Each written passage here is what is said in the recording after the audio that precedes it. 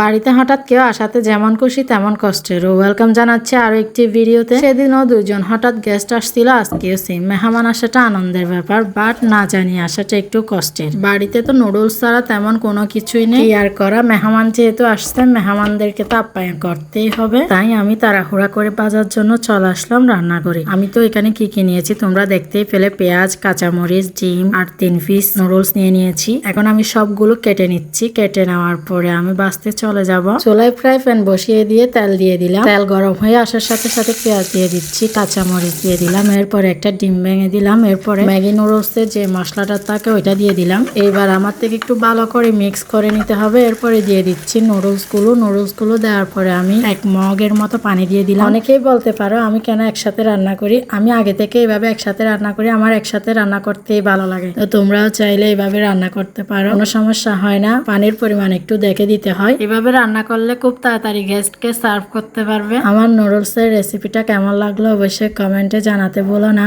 তো ভালো লাগলে অবশ্যই লাইক, কমেন্ট, শেয়ার করো। আল্লাহ হাফেজ। Thanks for watching my video.